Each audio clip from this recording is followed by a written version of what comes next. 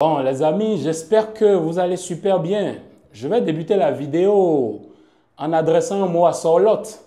Alors, Sorlotte, on fait moins le malin aujourd'hui. On fait moins le malin ce soir.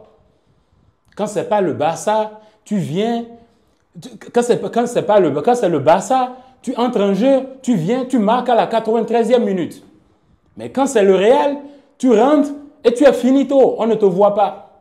On ne te voit pas. Tu deviens tout petit, tout bidou, tu deviens un atome, je ne sais même pas quoi, d'une petite particule. On ne te voit même pas. Tu es là, tu es finito entre Rudiger et Asensio. On ne te retrouve même pas. Bref, un match de bandit. Eh oui, un match de bandit. Le Real Madrid a fait la sauce proprement. Un match de bandit. Eh oui. D'abord, ce match, disons-nous la vérité, quand tu le regardes, surtout les 20 premières minutes, moi je me disais, mais la manière dont l'Atlético est en train de jouer, la manière dont le Real Madrid est en train de presser l'Atlético, est en train d'aller, mais ils vont prendre cher. Le résultat, bon voilà, après le match s'est équilibré à un moment donné et les deux équipes pouvaient se faire du mal à n'importe quel moment, mais un résultat amplement mérité. D'abord, je vais parler de la formation du Real Madrid, le 4-4-2, parce que pour moi c'est un 4-4-2. Il y en a qui vont dire c'est un 4-3-3, mais pour moi c'est un 4-4-2. Pourquoi? Parce qu'il n'y a qu'à voir le boulot que Rodrigo il abat aujourd'hui sur le terrain. Rodrigo qui revient au milieu pour former le double rideau. 4-4-2, tranquille. Mbappé et Vinicius en pointe devant, en avant-centre. Et Rodrigo qui descend avec Brahim, Tchouaméni, Kamavinga pour faire la ligne du 4. Non, mais début de match incroyable. Le Real Madrid qui entre, mais de manière concentrée, avec de l'intensité. Et que dire de Valverde? Valverde, il est revenu. Vous vous souvenez, le dernier match, là, on disait que Valverde manquait, Bellingham manquait, et on a vu ce qui s'est passé. Valverde, il revient, on le met latéral, il n'y a pas de souci, le match il commence, mais regardez la profondeur. Kamavinga pour Valverde, vision, paf, il envoie à Rodrigo, Rodrigo qui n'a jusqu'à aller. Et Rodrigo, je le disais aussi dans ma précédente vidéo, dans les deux dernières vidéos, je disais à Rodrigo, ok, certes c'est bien d'être le métronome, de dominer, d'organiser le jeu, de distribuer des passes et tout, mais il faut marquer des buts. Et là, il faut reconnaître que Rodrigo, dans les grands matchs, je pense que lui aussi, c'est le genre de gars qui, parfois, il choisit ses matchs. Il se dit, bon, aujourd'hui, moi, je vais marquer et puis c'est fini. Rien ne va se passer. Rodrigo, mais regarde, Javi Galán, les 20 premières minutes, Javi Galán avait envie de mourir. Il voulait le tuer avec la vitesse, les prises dans le dos, paf, paf. Rodrigo est perdu, il est déjà parti. Une de c'est les dribbles, le gars n'y voyait que du feu. Rodrigo, mais il a fait l'heure, mais c'est incroyable. C'est incroyable d'avoir autant de qualité, même la vitesse. Quand il veut prendre en vitesse, il prend en vitesse. Mais tu te dis, mais comment se fait-il qu'il peut être autant rapide quand il veut, quoi? Et Rodrigo qui entre, qui n'a jusqu'à ajuster la frappe et il marque un somptueux but. Incroyable. 1-0 et le match, les 20 premières minutes, comme je disais, 20-25e, je me disais, ok, le Real Madrid est supérieur. Il y a eu un ascendant psychologique. Ils vont les bouffer. Il n'y a qu'à voir même dans la circulation de balles, dans les interceptions. L'Atlético Madrid avait même du mal à sortir. Ils faisaient des passes, il y avait même des passes, je me disais, mais ils vont rater la passe. Pourquoi? Parce que le pressing du Real était tellement... C'était carrément homme à homme, homme vice-homme. Et chacun avait la concentration, chacun était focus. Les gars de l'Atlético Madrid avaient des problèmes dans la sortie de balles. Ils avaient beaucoup de soucis en milieu de terrain. Le Real Madrid n'a pas été inférieur. Le Real Madrid n'a pas été bouffé au milieu de terrain. Certes, en attaque, Vinicius, Mbappé aujourd'hui, c'est pas trop ça. C'est pas trop ça. En parlant déjà de ceux qui n'ont pas trop fait un grand match, Vinicius, Mbappé, j'attendais un peu plus d'effectivité et tout, mais ils n'ont pas su être tueurs quand il le fallait. Le but est venu de Rodrigo sur une passe de Valverde et de l'autre côté, le but est venu de Brahim sur une passe de Mendy. Une passe décisive de Mendy.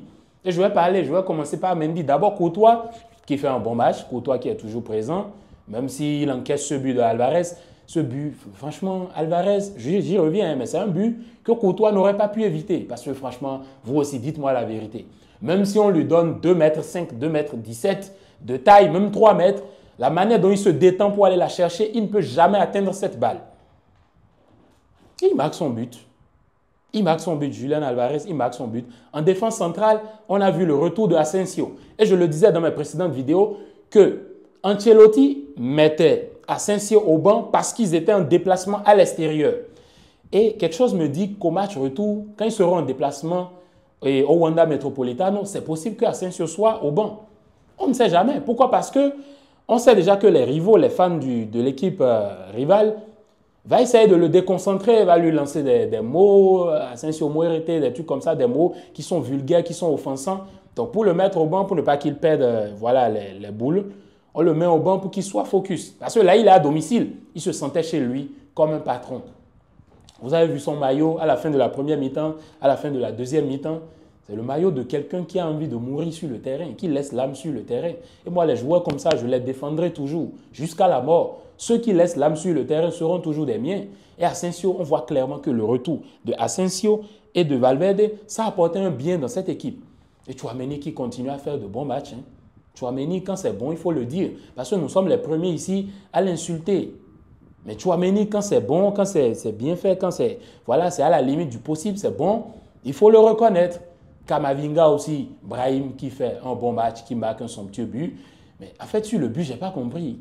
En fait, c'est ça ce que je disais tantôt concernant la surface de réparation. Les gars ont maintenant peur de faire n'importe quoi dans la surface de réparation. Parce que dès que tu touches, ce sera un penalty. Et il faut quand même avouer que Thiopin, franchement, ce gars, toujours un arbitrage impeccable. Certes, il peut y avoir des matchs où il y a des petits soucis, mais Thiopin, vous pouvez être d'accord avec moi que Thiopin, c'est l'un des meilleurs arbitres d'Europe. Il est bon. Que ce soit lui, Simon Marcignac, ce sont de super bons arbitres. Tu tombes, joue ballon. Moi, c'est les arbitres que j'aime ça. Tu ne tombes pas en désordre. Vous voyez, Griezmann qui tombe, De Paul qui tombe, et Alvarez qui tombe par là, sur le duel Asensio-Alvarez. Alvarez qui tombe, il dit non, non, non, lève-toi et joue au ballon. C'est ce qu'on veut. Levez-vous et jouez au ballon. C'est ça.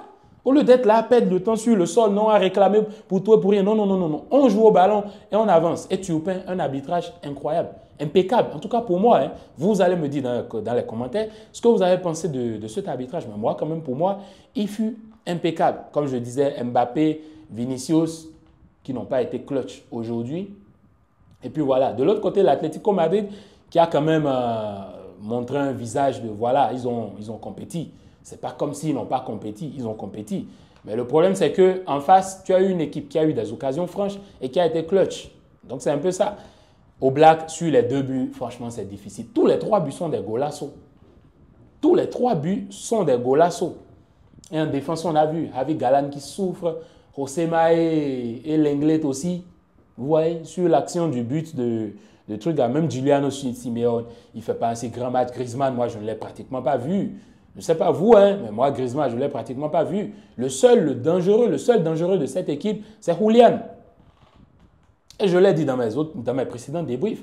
Julian, à lui seul, c'est un problème. C'est des maux de tête. Mais regardez le golasso qu'il met. C'est impeccable, c'est incroyable.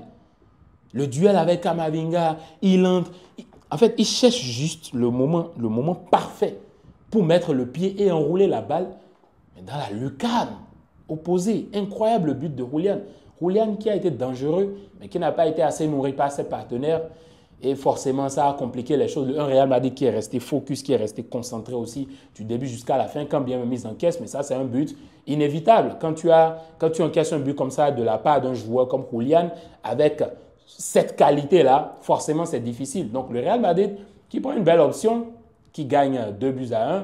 Moi, je n'ai pas fait de vidéo d'avant-match, mais quelque chose me disait que le Real Madrid allait remporter son match face à l'Atlético Madrid. Parce que c'est l'Europe. Dès que la Ligue des Champions, dès que l'hymne s'entonne, le Real Madrid, ça devient autre chose. Et nous tous, on sait, on a tous compris la leçon. On sait comment ça se passe. Tu veux conspirer, tu vas lire l'heure. Et oui, on ne conspire pas contre le Real en Ligue des Champions.